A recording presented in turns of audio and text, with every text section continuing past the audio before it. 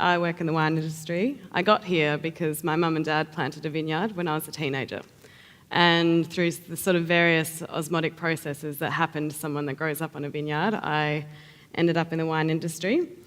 So these days, I predominantly am a wine educator, so I get to hang out with people exactly like you guys and talk to you about wine, but in a much more sort of recreational and hopefully a little bit more truthful way. I also work with Fred, so he's my whiskey guy. So we teach people about gin, sake, whiskey and wine, and we also do lots of corporate events. And so the reason I'm here is I wanted to talk to you about the way that I see from all of the aspects of my work how the wine industry is changing in terms of how it communicates with different types of consumers. What I see is that the wine industry is actually learning to democratise itself, and I think for people like us who love wine, I think this is going to be a really good thing for the future. So put up your hand if you feel a little lost in your average wine shop. Come on, be truthful. They're pretty complicated places, right? So wine shops are part of the secret code of wine. And you've probably figured out that wine people, they have their own language around wine, they have their own way of describing quality, and they have their own way of putting wine into different categories. And when we think about it, most wine shops are organised in a way that is suited to the owner of the shop, not the buyer. And if it was suited to the buyer, we'd have things like Wednesday night pizza section, Deliveroo. And this is just kind of how it's always been. It's never really been thought of any differently. And so if you want to understand the secret wine code, you've got to do quite a specific amount of things. So you've either got to go and study wine, or you've got to spend a lot of time around winemakers and buyers and sommeliers, or you can go and obviously work in a wine shop. The short version is the industry has always been a place where it won't come to you. You have to go to it if you want the access. And so by doing this, the message has always been really controllable. So the wine industry talks to its consumers, and it really realistically doesn't often go the other way. So these are the sorts of messages we might be seeing coming out of the wine industry. That wine is sophisticated, it's elite, it's complicated, it's aspirational, and most importantly, that it's clever. That the idea that if you have a technical understanding of wine, that you'll enjoy it more. That higher price equals higher quality, and that words such as low yielding and reserve, in addition to things like medals and point scores, also indicate high quality. And it sort of incidentally and perhaps accidentally makes the average person who doesn't know any different, it makes you feel a little bit stupid. And realistically, we do believe these things because that's all we've ever been told. It's not because we're unintelligent around wine, it's just the narrative. So if you're the person that feels like this and you're in the wine shop and what you're doing realistically is you're probably going to buy the wine that you already know or that you've tried before, and you want to get out of there as soon as possible because it's just a little bit too complicated to participate in. And when we think about that from a marketing sense or a business sense, it's not a good base to develop a customer relationship on.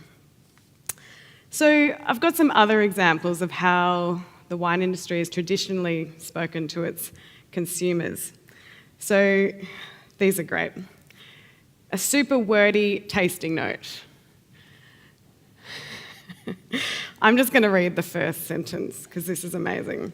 A Pinot Noir lit by a satin sheen of red berry fruits, splayed across the mouth by juicy acidity and impeccably wrought tannins. I'll leave you to read the rest. It's a 2014 Curly Flat Pinot Noir from the Macedon Ranges. This is a recent tasting note written by a very talented wine journalist It's not here because we want to make fun of it. It's here to show you that this is how we do it. Does it make you want to drink that wine?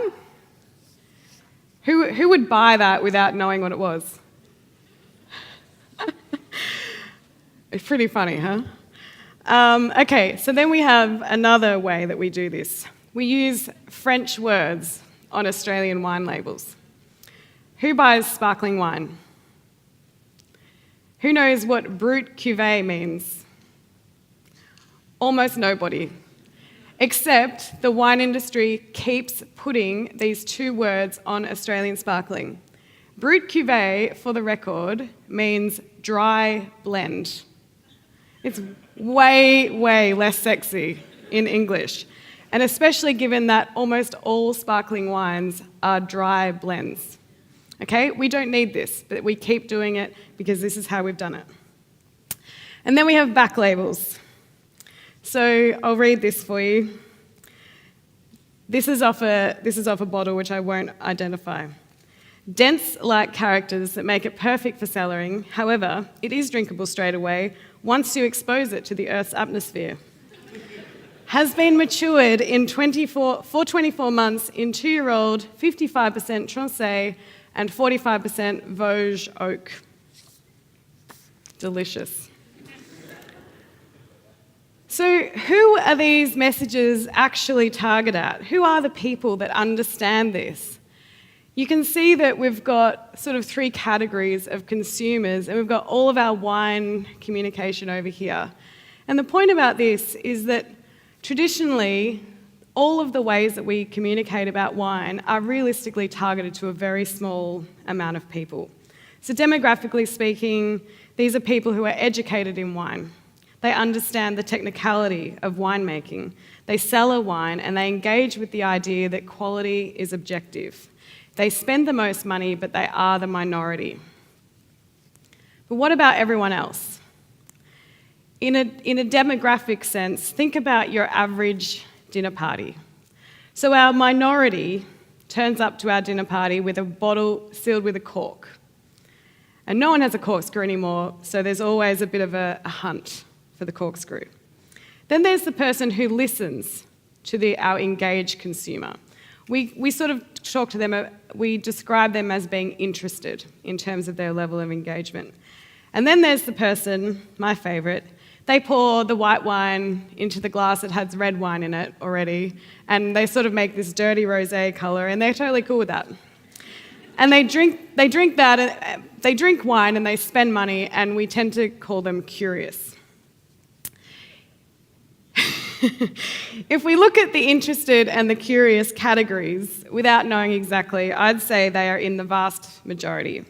My sense is they're very much drawn to the aspirational and sophisticated image of wine, but they're mostly put off by the traditional communication that we've just seen. Most of my students through the Humble Tumbler, for example, are totally bamboozled by it, and that's part of the reason why they're coming through our courses. So if the industry wants to access these consumers, they have to recalibrate. But we're only just learning to see what this looks like. Our retailers, our journalists, our wine shows, our cellar doors haven't really changed much, but there is some really exciting things happening. In general, we might call it the democratisation of wine. So it looks like this. Who's bought wine from Vino Mofo? Yeah. So these guys are smashing it. All they do is sell wine online. They don't have any shops, they don't do events. But the tone of their vocabulary and the way that they speak about wine, all of their descriptions, they're written to appeal to regular wine drinkers. They use symbols, puns, and plenty of really great packaging. Apparently, their community of who they call Mofos is now over 250,000 people in Australia. They are chasing expansion in Asia, and last year they raised $25 million to fund this. Pretty big stuff, very new company. Then we've got Cake Wines. So these guys are a group of winemakers, predominantly based out of Adelaide Hills, but they do most of their work in Sydney. They have a really slick brand. They're very customer focused, and they're ultimately creating this brand around this very accessible urban lifestyle messaging. So they do lots of events around food, around music, and around education. The bio of their founder, a guy called Mike Smith, for example, says, his vision is to make great wine and do mad shit. Now we've got Noisy Ritual. So has anyone been to Noisy Ritual in Lygon Street in Brunswick? It's a winery built in the city, urban winery, and it's a wine bar. And so with Noisy Ritual, the idea is you can join up to their community and you can actually go along and help them make the wine. So they literally bring tons and tons of grapes into Melbourne. They host parties for bottling and blending. They do loads of events, and they're all about, overall, bringing wine to the people. It's very cool. And we've got bottle shop concepts. Has anyone been to Game of Thrones or Pinot Palooza? You guys need to get out more. So this is a guy called Dan Sims, one of the wine industry's most significant contributors. He's created this series of events, and they're more like festivals than wine tastings. Traditionally, or typically, they'll have 800 to 900 people in these huge big venues. And we have, for example, Game of Thrones, where the winemakers and the punters dress up as characters from Game of Thrones and drink varieties such as Shiraz and Grenache, which are native to the Rhone Valley. They have just confirmed their first event in Singapore, and they've already run a successful program in New Zealand. Throughout the year, they run a massive schedule. So it's really, really cool. And then we have the Wine Gallery. So recently described as the Spotify of wine. The Wine Gallery, you join up and you do a quiz that determines your palate preferences. And then they send you a curated pack with 3 or 6 or 12 bottles regularly. And the wine is chosen by an expert buyer. So there was almost sort of no choice, and there's a much lower risk.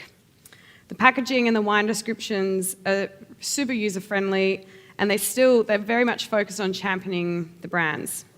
So if your parents had wine selectors, this is the new and the cool version. So we're talking really big business here. Our interested and our curious segments seemingly have a lot of money to spend on wine now that they're getting some attention. So what else do these companies have in common? They've all used very particular language that aims to demystify but not stupefy wine.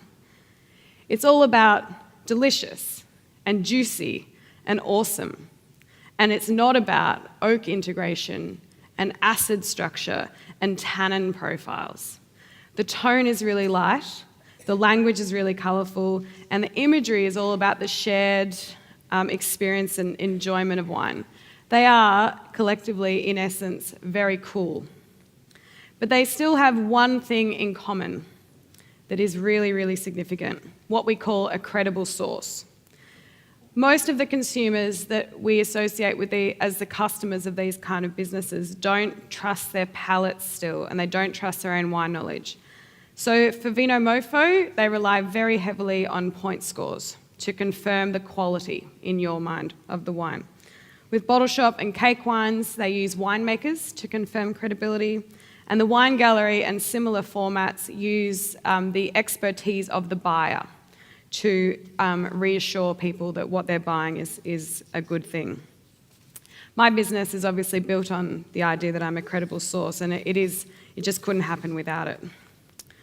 So just as a quick aside, it's interesting to see what happens when we don't have a credible source. We as customers and consumers, we look for other cues when we're buying wine. One of these cues is wine medals. The idea with medals of putting them on a bottle is to reduce the risk for the people buying it and to reassure quality, but also to confirm quality from a production point of view. Who buys wine with medals on it? Oh, come on. Hot tip, everyone. Wine medals may well mean that the wine is good, that it might be well made, that it might have a typical character of its grape variety. It has not one thing to do with your taste, your preference, or your enjoyment of the wine, but we still use them. In fact, Aldi has built a whole business around wines with medals. Now you can see how they're using them as their quality indicator.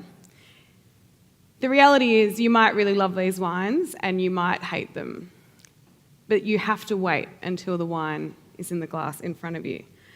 And then we've got the opposite example. Has anyone ever had this wine? Tyrrell's VAT 1 Semyon, incredible, iconic Australian wine, typically adorned with multiple gold medals and also multiple trophies. The 06 here, 13 golds and 7 trophies. You still might hate this wine. You still might love it. It's completely unrelated. So I use these examples to talk about the idea that the medals, the allocation of medals is also part of this secret wine code. And hopefully we'll get to talk about this another time. So to sort of give you a little sum up of what we've talked about, we've seen how for the majority of time in the modern wine industry, the communication has been aimed at a very small minority of customers. And they're really into wine and they love that side of it. For everyone else, the world of wine has really remained mysterious and quite elitist. But things are really changing. The examples I've shown you illustrate that by changing the offer, the tone, the vocabulary, and the imagery to appeal to different segments, a whole new world has opened up. Importantly, none of these businesses have dumbed wine down, because somewhere in us, we are still drawn to the perceived sophistication and the beauty of wine. But by being more inclusive and relatable, we're seeing new categories, new approaches, and potentially even new industries opening up. We're witnessing a new era of engagement. So there will always be room for the classics and always be room for the classicists. There will always be room for $5 Aldi Rosé with a gold medal. But in the middle, things are about to get really interesting, really engaging, and most importantly, really delicious. Thank you.